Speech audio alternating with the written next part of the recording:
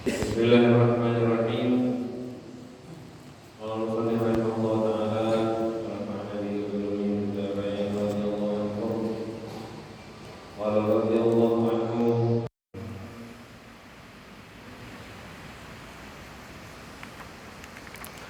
Wa an Suhaib radhiyallahu anhu anna Rasulullah sallallahu alaihi wasallam qala kana malikun fi man kana qablakum wa kana lahu sahirun falamma kabira qala lil maliki inni qad kabirtu fab'ath ilayya ghulaman u'allimhu as-sihra فبعث إليه غلاما يعلمه وكان في طريقه إذا سلك راهب فقعد إليه وسمع كلامه فأعجبه وكان إذا أتى الساحر مر بالراهب وقعد إليه فإذا أتى الساحر ضربه فشكى ذلك إلى الراهب فقال إذا خشيت الساحر فقل حبسني أهلي وإذا خشيت أهلك faqul habasani as-sahiru. Hadis yang ke-30 atau hadis yang ke-6 di bab sabar. Jadi dari awal ini kita sekarang masuk ke hadis 30 pembacaan kitab Riyadhus Shalihin.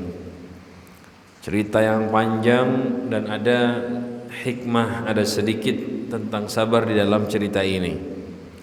Diriwayatkan dari Sayyidina Suhaib radhiyallahu anhu. Sesungguhnya Nabi Muhammad sallallahu alaihi wasallam bersabda, ini Nabi bercerita, kana malikun fi man qablakum, ada raja sebelum kalian, artinya pada umat terdahulu. Wa kana lahu sahir, dan raja tadi punya penyihir. Memang zaman dahulu begitu ya. Selalu ada penyihir yang duduk dekat raja, dan kebanyakan dari mereka pembohong, menipu. Sampai sekarang pun ada yang kayak gitu. Dan sampai sekarang orang mau mencalon, orang mau jadi pemimpin, cari yang ahli alam sebelah katanya, minta dibantu, dorongan dan macam-macam. Kebanyakan mereka berbohong. Berbohong. Sama seperti penyihir di zamannya Nabi Yusuf ya. Penyihir yang menjadi anak buahnya Fir'aun,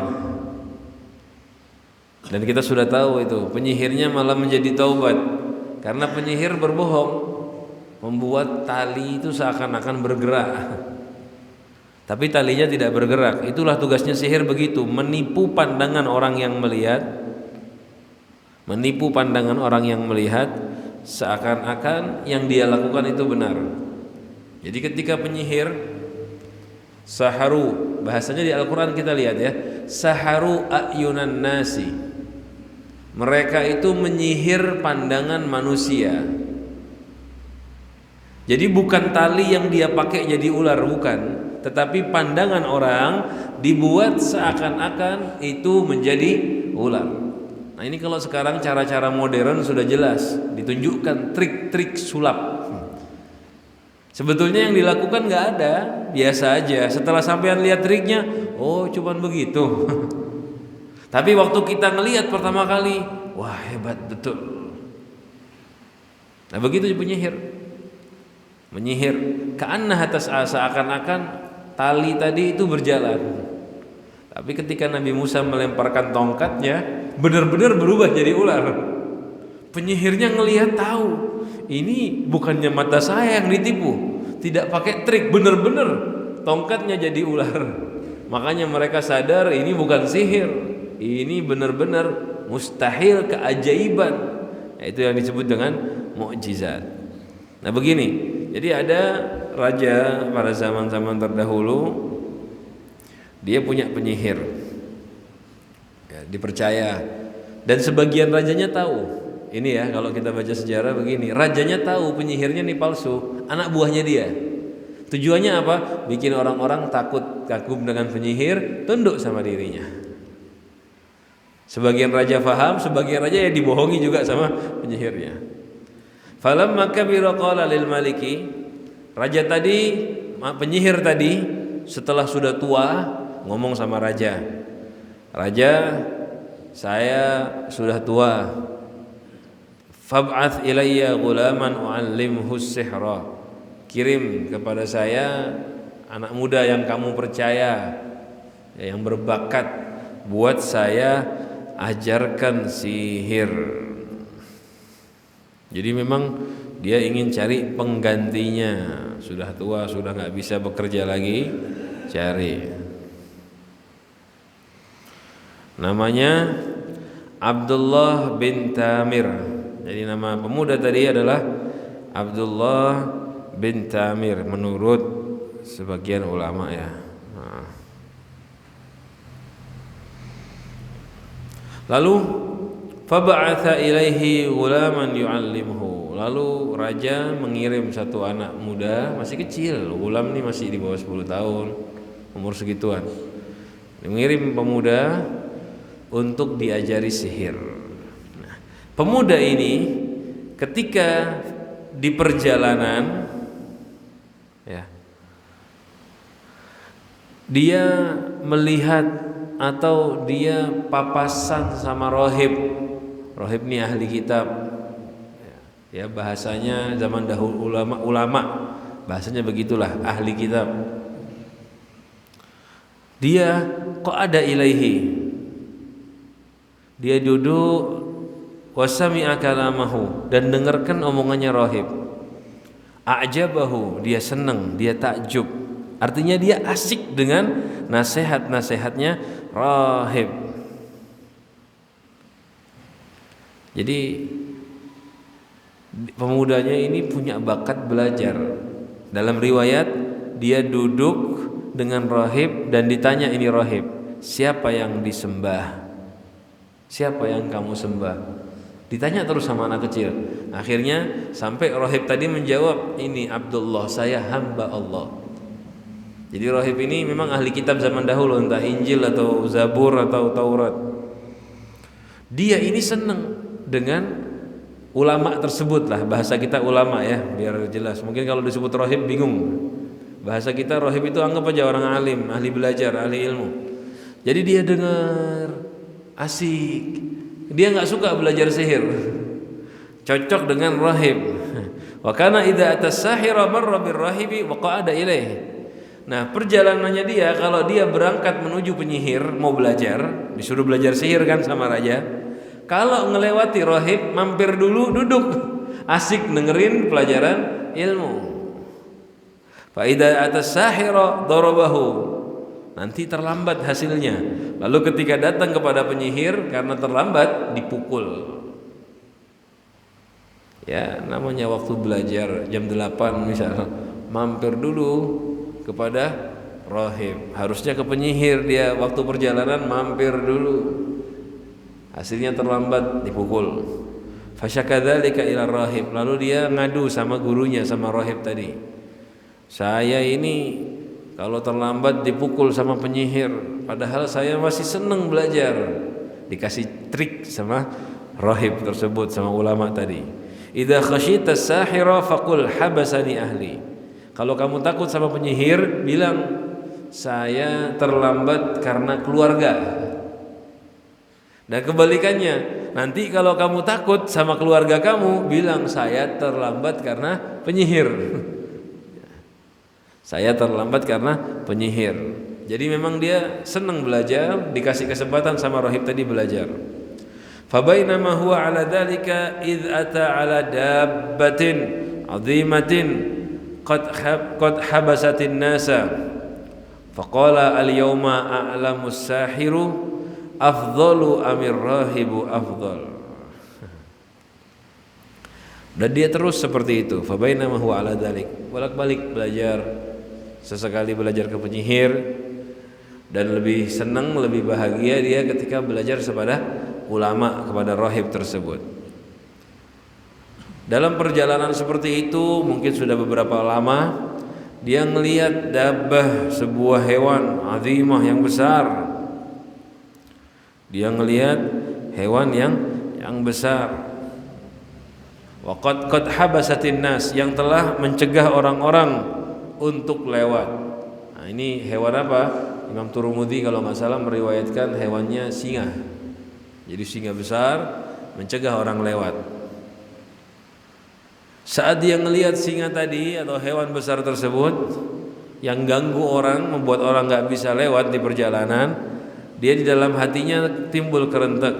Saya ini hari ini akan berusaha ngebedakan. Saya bakal mengetahui sekarang mana yang benar, penyihir atau ulama guru saya tadi. Saya bisa mengetahuinya. Mau dites kesempatan ini mumpung ada singa. Mau pakai ilmunya penyihir atau mau pakai ilmunya ulama. Fa akhadha hajaran, dia lalu ambil batu. Faqala, lalu dia sambil membaca, Allahumma in kana amrur rahibi ahabbu ilaika min amris sahiri faqtul hadhihi dabbata hatta yamdiyan nasu. Ambil batu, baca doa, ya Allah, jika sang ulama ini lebih kamu cintai, yang dibawa ke ulama, ilmu yang diajarkannya lebih kamu cintai daripada penyihir, maka bunuhlah hewan ini sehingga manusia bisa lewat dan tidak terganggu, agar orang-orang gak keganggu. Faromaha, lalu dilempar batunya. Faqatalaha, mati singanya.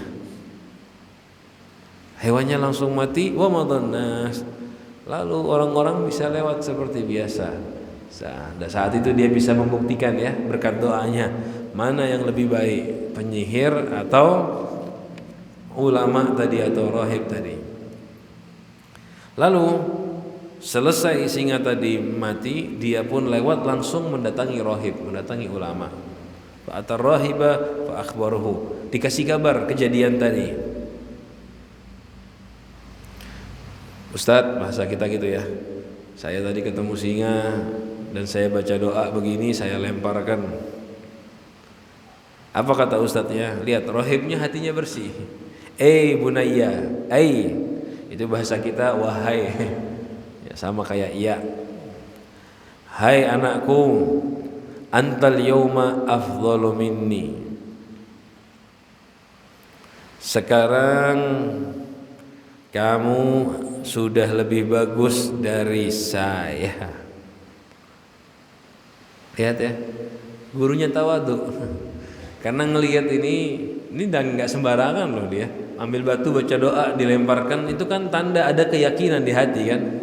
Tanda ada keyakinan di hati. Karena dia sudah yakin, dibilang sama gurunya. Ya. Sekarang kamu sudah lebih bagus dari saya, lebih mulia dari saya. Qad balagha min amrika ma ara. Kamu sudah sampai keyakinanmu pada derajat yang tinggi. Ya, aku melihat derajatmu sudah sampai kepada derajat yang tinggi. Jadi balagha min amrika artinya dari keyakinanmu, ma ara yang aku lihat. Itu tanda, maksudnya kamu sudah sampai derajat keyakinan yang bagus sekarang. Wa innaka satubtala wa in ibtulita fala tadulla alayya. Lalu gurunya bilang, nih kamu nggak lama lagi akan kena bala, kena bencana. Kalau kamu sudah kena bala, jangan tunjuk-tunjukkan orang kepada saya. Artinya jangan aku murid saya.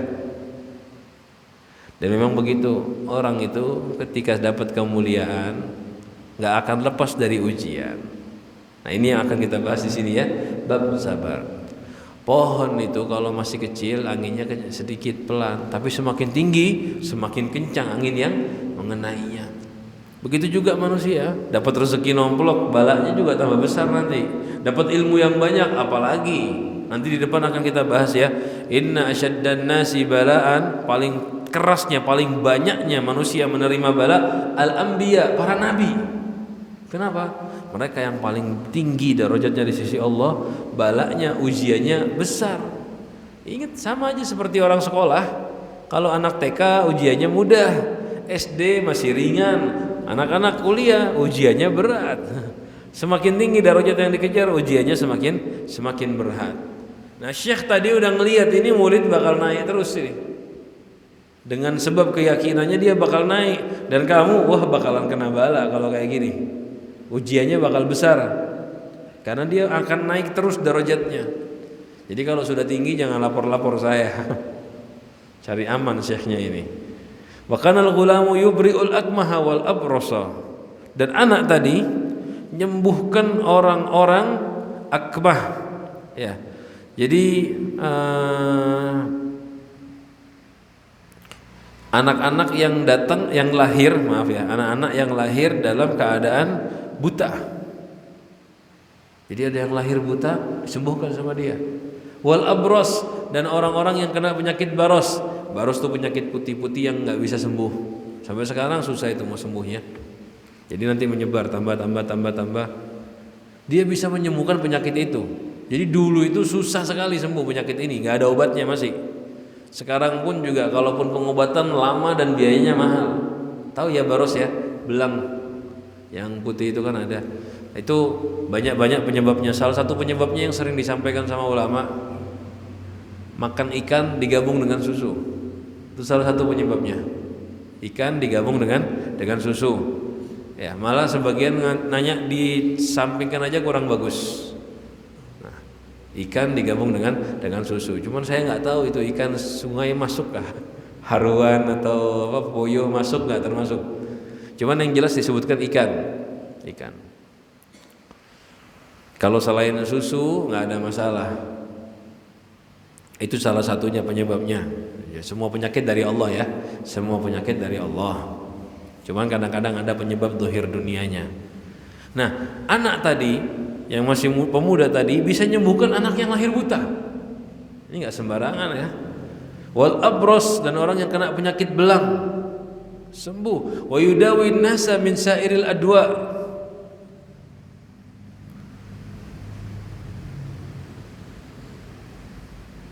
Min sairil adwa. Di situ apa bacanya? Bukan adwa. Yudawin nasa min sairil adwa juga. Di sini adwa, di syarahnya bukan adwa, ada. Dia bisa mengobati orang-orang dari bermacam-macam penyakit, maksudnya begitu. Jadi anak tadi dan bisa mengobati orang-orang dari bermacam-macam penyakit. Ini bakalan rame ya, pasti sudah. Yang bohongan aja langsung viral kok. Apalagi yang asli kayak gini. Fasami ajalisun bil maliki kana qad amiya fa atahu bi hadaya katsiratin faqala ha huna laka ajma'u in anta syafaitani. Lalu ada kawannya raja, ya, teman duduknya raja. Dia buta, nggak bisa ngelihat. Fa'atahu bihadaya katsiratin, lalu dia bawa hadiah yang banyak. Datangin ini orang yang datangi pemuda tadi yang bisa menyembuhkan orang. Dibawa, ini loh, hahuna laka, ini semua untuk kamu. Ajma'u, saya kumpulkan semuanya buat kamu. In anta syafaitani, jika kamu bisa menyembuhkan penyakit saya, artinya menyembuhkan kebutaannya. Apa jawaban pemuda tadi? Dipancing pakai harta, pakai uang. Ini buat kamu semua kalau kamu bisa menyembuhkan saya. Apa kata dia? Inilah ashfi ahadan. Saya nggak bisa menyembuhkan orang. Innama yashfillahu ta'ala. Yang bisa menyembuhkan hanya Allah. Jadi kalimat innama artinya hanya ya. Hanya Allah yang bisa menyembuhkan. Fa in amanta billahi ta'ala, kalau kamu yang buta tadi ya, temannya raja, kalau kamu beriman dengan Allah, da'autullaha fasyafaka, saya akan doakan kepadamu kepada Allah biar kamu disembuhkan oleh Allah. Lalu syahadatlah dia beriman. Ya, ini syahadatnya zaman dahulu mungkin nggak pakai wa asyhadu anna Muhammadar Rasulullah, jelas masih pada nabinya. Jadi asyhadu alla ilaha illallah, mungkin seperti itu. Beriman kepada Allah intinya. Setelah dia beriman, didoakan, fasyafahullah ta'ala, sembuh. Langsung sembuh penglihatannya. Fa'atal malika, lalu dia datang kepada raja kembali. Fajalasa ilaihi kama kana yajlis, lalu duduk bareng sama raja seperti halnya dia duduk bareng sebelumnya dengan raja. Artinya dekat kembali sama raja. Habis buta kan nggak ikut. Nah sekarang udah kembali melihat, dekat lagi sama raja. Faqala lahul malik, lalu raja tanya sama dia, man radda alaika basaraka, siapa yang kembalikan penglihatan kamu? Kok bisa kembali penglihatannya? Siapa yang ngobatin? Yang menyembuhkan siapa? Dijawab sama kawannya raja tadi, Rabbi, Tuhan saya. Qala walaka rabbun ghairi. Terus rajanya bilang, kamu punya Tuhan selain saya? Dan memang kayak gini ya, semua raja-raja zaman dahulu itu memperbudak rakyatnya, menipu. Nah, sekarang menipunya dengan cara yang berbeda. Kalau yang sekarang ngaku jadi Tuhan nggak diterima, nggak dipercaya. Tapi ada aja, ada yang aneh-aneh itu ada. Orang percaya. Ada yang ngaku jadi nabi lah, ada yang ngaku jadi wali lah, ada yang ngaku jadi ulama majdub lah. Kalau dulu lebih berat ngakunya, ngaku jadi Tuhan. Makanya dia perlu penyihir di sampingnya, di sekitarnya dia. Buat apa? Menipu orang biar orang tuh percaya. Dan memang begitu dari zamannya Fir'aun, dari zaman raja-raja sebelumnya, zamannya Nabi, ya raja di zamannya Nabi Yusuf yang di Mesir. Siapa namanya? Amun Khatib. Bukan, Amun. Itu dewanya Mesir. Adalah raja di Mesir di zaman Nabi Yusuf begitu juga. Dia ini aku jadi Tuhan. Walaupun pendeta-pendeta punya dewa, tapi dia Tuhannya. Jadi rajanya itu pemimpinnya para dewa. Ceritanya begitu. Nah ini rajanya ini kaget ketika ada temannya bilang, bukan teman ya, ibarat kata tuh menterinya lah, ngomong saya disembuhkan Tuhan saya. Emang kamu punya Tuhan lain selain saya? Dijawablah sama dia, udah beriman sekarang, udah iman kepada Allah. Qala Rabbi wa rabbukallah. Iya, Tuhan saya adalah Tuhan kamu juga, Allah Subhanahu wa taala. Marahlah raja. Nggak bisa, mereka itu nggak bisa. Orang-orang di dunia ini kalau ditegur dengan seperti ini, Tuhan kamu, jadi dia seakan-akan nggak mau diambil darajatnya. Tuhan saya dan Tuhan kamu Allah, marahlah dia, nggak mau diambil darajatnya dia. Dia ngakunya sebagai Tuhan, jadi dia bilang ada Tuhan selain Allah, nggak terima. Sama kayak orang-orang kafir semua begitu, kayak kafir Quraisy di Mekah dulu. Mereka itu tahu patung mereka yang bikin kok. Mereka tahu ini bukan Tuhan sebetulnya, cuman itu barang dagangannya mereka, penghasilannya mereka. Sebagian cerita itu menjelaskan begitu. Jadi mereka pun nyembahnya itu dengan pura-pura. Mereka tuh nyembahnya juga karena kebodohan. Kalau ditanya di hati kecilnya tahu ini bukan Tuhan. Mereka sendiri yang bikin kok. Mereka pesan dan mereka yang kasih nama. Ini Tuhan buat rezeki, ini Tuhan buat peperangan. Mereka yang ngebentuk kok. Jadi mereka pun sadar di diri mereka ini bohong. Makanya gampang sekali orang-orang masuk Islam saat itu. Soalnya mereka tahu ini bohong, cuman ikut-ikutan aja abah sama kakeknya. Nah, yang paham betul itu yang jualan berhala, seperti Abu Lahab. Itu Abu Lahab itu yang kerjanya jualan berhala. Paham dia. Dan dia paling nggak terima dengan Rasulullah, dagangannya bakal tergusur. Jadi kalau urusannya dunia nggak terima. Sama kayak raja ini. Seandainya orang-orang iman sama Allah, akhirnya dia nggak jadi raja lagi nanti. Makanya dia takut, dia nggak terima, dihukumlah, disiksa. Kawannya sendiri disiksa. Tanya, dari mana kamu dapat ajaran ini? Mau dihabiskan ini ajaran iman sama Allah. Hatta dalla ala ghulam fa akhadahu falam yazal yu'adzibhu. Ditangkap, disiksa. Hatta dalla ala ghulam, sampai kawan raja tadi ngaku nunjukkan pemuda tadi. Udah nggak kuat disiksa, tunjukkan nih loh yang ngajari saya Islam. Faji'a bil ghulam. Lalu dipanggil pemuda tadi. Ini pemuda yang dipanggil sama raja ternyata, yang diajarkan oleh penyihir. Lalu raja tadi manggil, "Hei pemuda, qad balagha min sihrika ma tubri'ul akmaha wal abras wa taf'alu wa taf'al." Ternyata sekarang kamu sudah ahli bersihir ya, kata raja. Sihirmu sudah bisa sampai menyembuhkan orang buta dan menyembuhkan orang yang kena penyakit baros. Apa jawaban pemuda tadi? Saya tidak bisa menyembuhkan orang. Inilah asyfi ahadan. Raja, bukan saya yang menyembuhkan orang. Innama yashfillahu ta'ala. Yang bisa menyembuhkan itu hanyalah Allah Subhanahu wa ta'ala, Tuhan kita semua.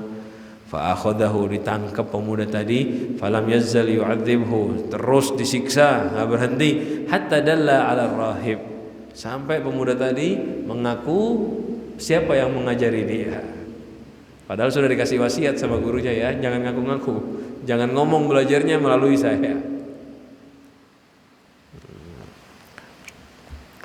Akhirnya dia nggak tahan, lapor, saya belajar sama fulan bin fulan. Faji'a bir rahib, lalu rahibnya dipanggil, dibawa kepada raja. Ini rahib ini dari agamanya Nasrani dulu ya, Nasrani ternyata. Ya, Nasrani masih waktu selagi masih diperbolehkan, masih zamannya Nabi Isa. Dipanggil, dibawa rahibnya, pemimpinnya sudah ini.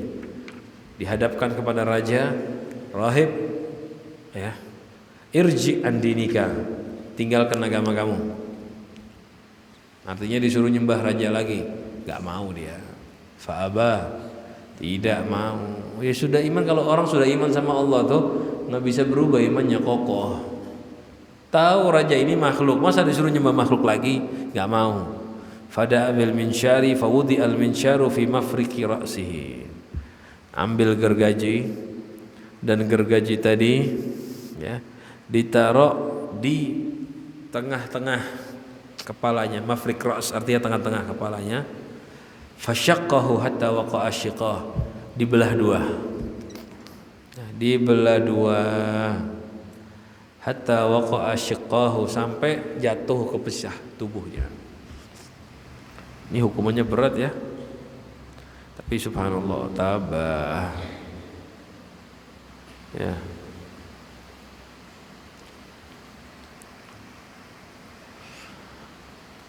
Kita alhamdulillah loh. Sekarang kalau kita iman sama Allah, ada yang ngambil gergaji kayak gini.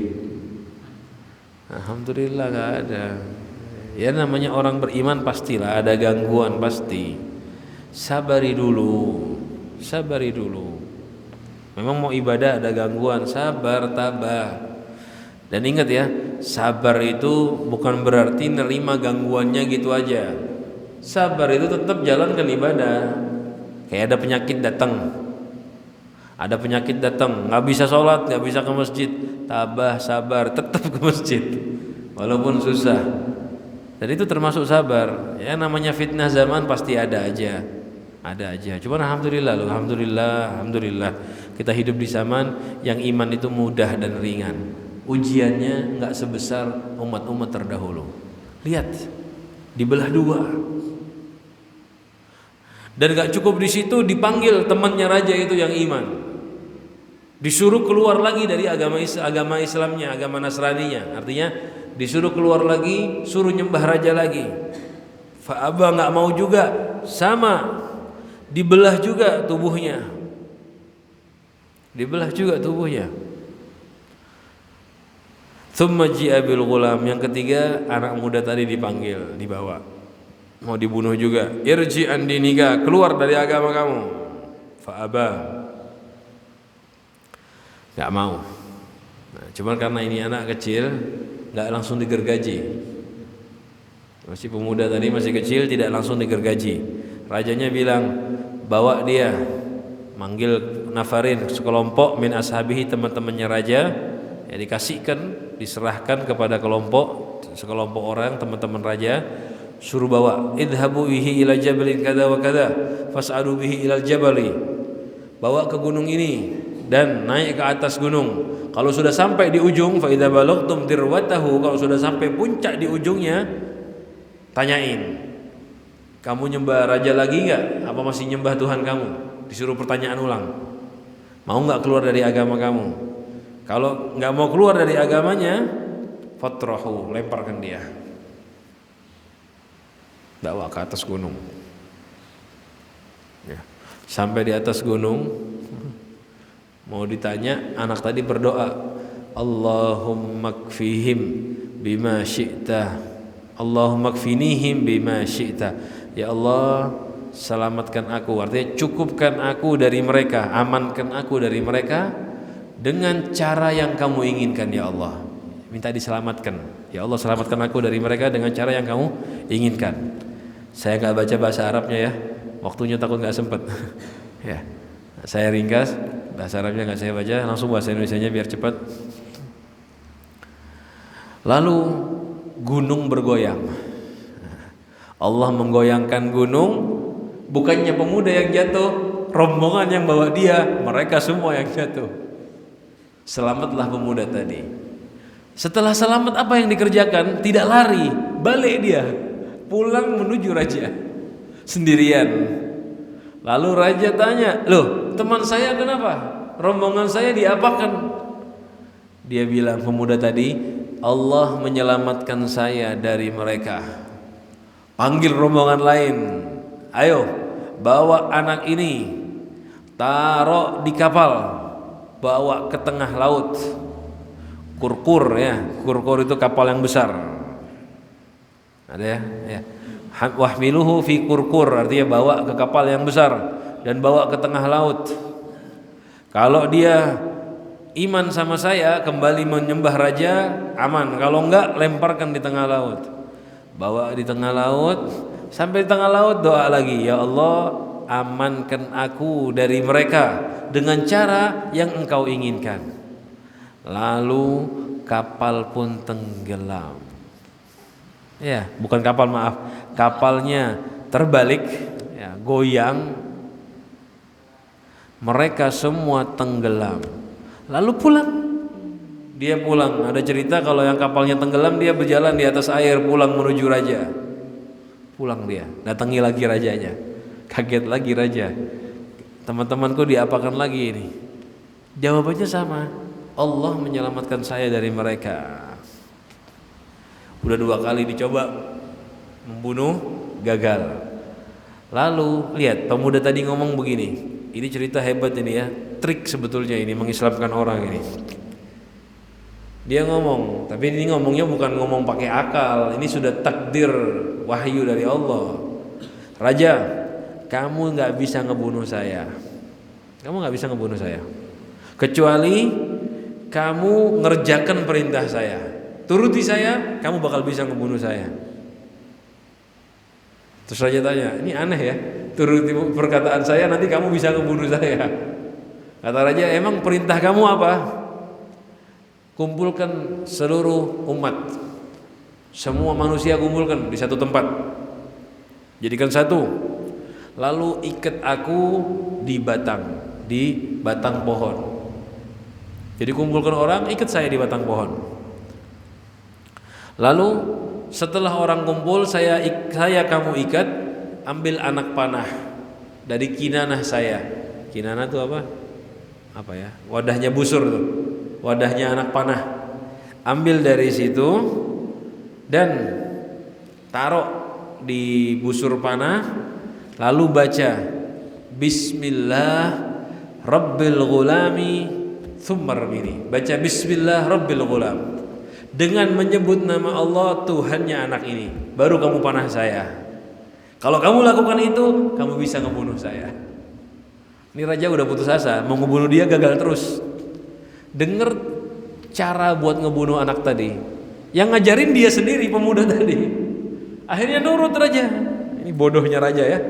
Dikumpulkan orang-orang, semua ngeliat, ambil panahan dari tempatnya pemuda tadi, busur anak panahnya, pelurunya itu dipanah sambil ngomong Bismillah Rabbil Ghulam, dengan menyebut nama Allah Tuhannya pemuda ini.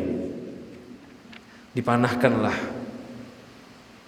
Lalu langsung menancap fi sudri, di sini pelipisnya. Ketika dia baca Bismillah Rabbul Ghulam, langsung anak panahnya melesat, menancap dan mati pemuda tadi. Mati. Kira-kira hasilnya apa? Selesai cerita di situ? Tidak. Yang hadir ngelihat. Rajanya bilang apa? Bismillah Rabbil Ghulam, dengan menyebut nama Allah Tuhannya pemuda ini. Raja ini dari tadi mau membunuh pemuda nggak bisa, tapi ketika raja ngomong dengan menyebut nama Allah Tuhannya pemuda ini, baru bisa ngebunuh. Disaksikan semua penduduknya, warganya, lalu seluruh manusia yang hadir di situ ngomong apa? Amanna bi Rabbil Ghulam. Kalau gitu saya beriman dengan Tuhannya pemuda ini. Raja aja berdoa baru berhasil ngebunuh. Ternyata yang benar Tuhannya pemuda ini. Lihat ya, dia mengorbankan dirinya, sabar demi menyampaikan iman kepada rakyatnya. Nah, lalu raja didatangi dan dikatakan, ya, kita nggak takut sama kamu. Ya, kita nggak takut sama kamu, kita sudah beriman kepada Allah Subhanahu wa ta'ala. Lalu raja nyuruh pasukannya untuk menyalakan api, ngumpulkan kayu bakar, menyalakan api. Lalu raja tadi yang iman tuh rakyat ya. Kalau anak buahnya raja biasa, jangan kaget, penjilat raja itu begitu. Walaupun ada bukti bagaimanapun juga dia nggak mungkin meninggalkan harta dan kenyamanannya. Kalau orang yang sudah jadi seperti ini ya, penjilat raja, dia nggak mungkin jadi baik. Walaupun dikasih bukti apa aja, ya, insya Allah nabi baru turun, mukjizat ada, nggak beriman. Dan buktinya ini udah kelihatan, ini mukjizat ini, karomah lah, karena bukan nabi. Ini keajaiban, tetap nggak beriman. Akhirnya semua orang dilemparkan ke api, sama anak buahnya raja dilempar satu persatu ke api. Iman, kalau nggak iman dilempar ke api, tetap dia masih beriman sama Allah Subhanahu Wa Taala. Kembali suruh murtad, nggak ada yang mau. Sampai ada satu perempuan masih gendong bayi. Lalu perempuan tadi nahan, nggak langsung maju, karena ini sayang dengan bayinya. Kalau dirinya mungkin iman kuat, tapi kalau bayinya yang dia pikirkan kesian. Ini orang bukan Islam dari kecil loh, mereka ini baru Islam. Ini baru iman sama Allah nggak lama, langsung mau dihukum mati. Anaknya yang masih bayi ini ngomong, ya ummah isbiri fa innaki alal haq. Ibu sabar, jangan takut, kamu itu berada pada kebenaran. Nah, inilah termasuk salah satu dari anak atau bayi yang ngomong ketika masih kecil, belum waktunya ngomong ya. Termasuk di dalam agama kita ada beberapa. Jadi bisa ngomong. Nabi Muhammad, Yahya, Isa, Ibrahim. Nah ini, wa mubri'u jarihin wa tiflun ladal ukhdud. Nah ini dia, tiflun ladal ukhdud.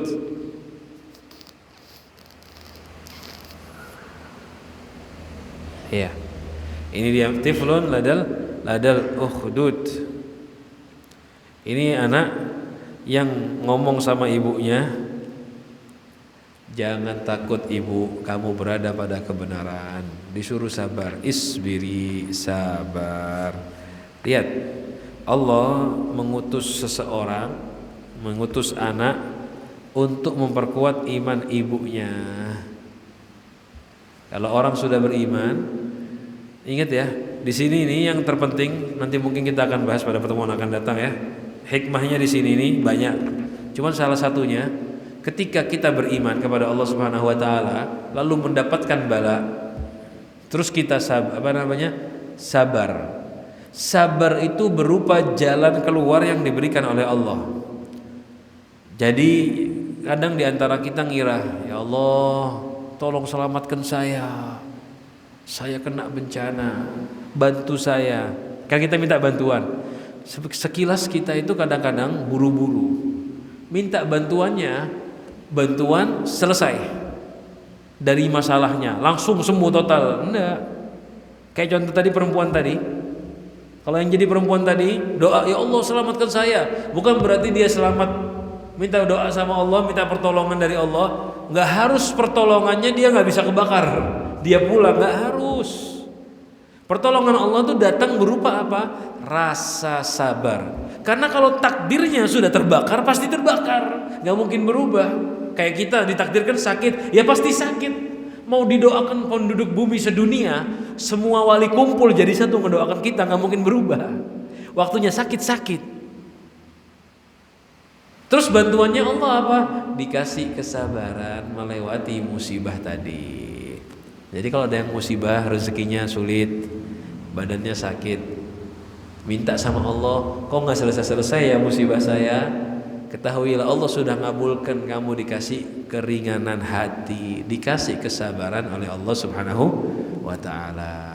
Mudah-mudahan yang kita baca bisa bermanfaat, diberikan keberkahan ilmu oleh Allah Subhanahu wa ta'ala, dijadikan orang-orang yang sabar, dan mudah-mudahan kita diberikan ringannya musibah oleh Allah Subhanahu wa ta'ala, karena kita memang tidak punya iman sekuat mereka, sehingga mudah-mudahan Allah menguji kita dengan ujian yang ringan dan yang mudah.